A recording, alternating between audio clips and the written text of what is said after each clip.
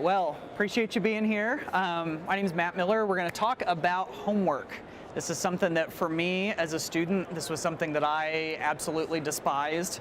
As a teacher, this is something that I didn't like, but I think a lot of times teachers see it as kind of like a necessary evil, like something that you got to do, to get those repetitions or to teach responsibility or whatever. But as a teacher, I started to find some ways where if I did things a little bit differently in the classroom, I was able to ditch some of that homework. It didn't become as necessary as it was before. So that's kind of what I wanted to talk to you guys about today, is some ways that we can do things differently in the classroom so that we can ditch homework. So we don't have to assign homework to kids, and we can still get the same benefits that we had when we weren't doing homework. So get to do this presentation on this really cool display. This is a 70-inch screen. It's got 10-finger touch, 10-point touch, so it can see all of these 10 fingers doing different things. If you hold in your fingers here, you can hit this and you can annotate over the top of your screen in all these different colors, which is pretty cool. If you make a mistake, you can take the side of your finger or side of your hand and erase it. And then the best part is whenever you're done, if you want to save all of those markups, you hit this button down here and it'll save to your Google Drive. So if you've got a Google Drive account, you can save it there, or you can save it directly to your computer, which is pretty cool. So that's one of the things that I love about this display. There, it just saved that on accident there. So anyway, that's what I get to work on here. 70 inches, it's a really, really cool device. So we're going to talk about what we can do to get rid of homework. As a teacher in our schools, if kids are sick of homework and teachers are sick of it and it's not having the effects that we want, what can we do? What can we do to fix this problem, sort of? And so this is one thing that I think we can do, is to use technology to be more efficient, because there are certain things that we spend so much time doing, but if we can automate some of that and if we can streamline some of it, we can make things easier on kids and help them to learn faster. And this is one of my favorite ways to do it. So Kahoot is this really neat tool that we can use in class to get repetitions. Because we send, like with homework, we send worksheets home with kids and we think we want them to repeat. We want them to get that practice, right?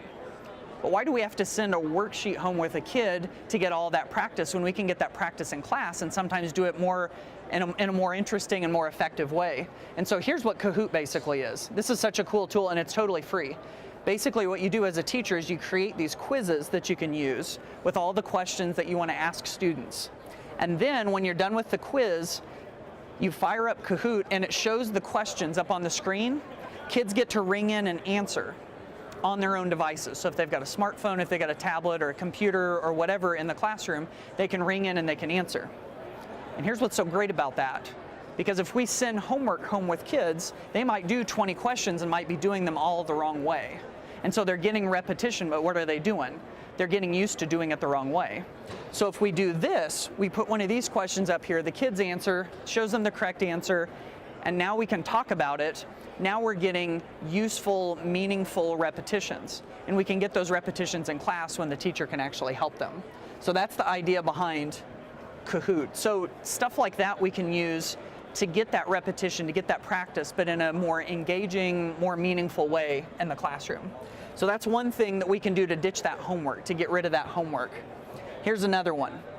We can personalize learning, because whenever we've got one prescribed way of doing things, sometimes we give examples that aren't that interesting to kids, or sometimes kids have their own unique interests that they could tie into a topic.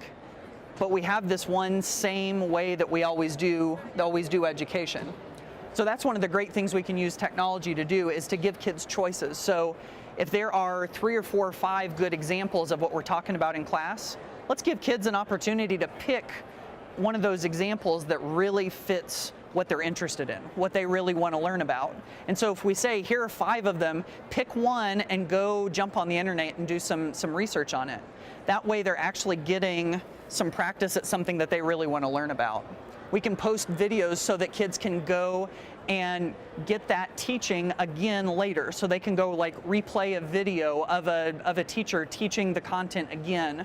so they can stop it and they can replay it and listen to it again. Posting resources, all of the things that we give kids, if we can make them available online, they can go access them 24/7. So these are some of those great things we can use to personalize learning, I think. Make creators, not consumers. I love this, because if you think about what's out there on the web right now, so much of it was created by such a small percentage of people. And so if we can make kids start to think of themselves as creators instead of just consumers, instead of just running off to YouTube and thinking, oh, I'm going to watch all of these YouTube videos, what if they become creators of those videos?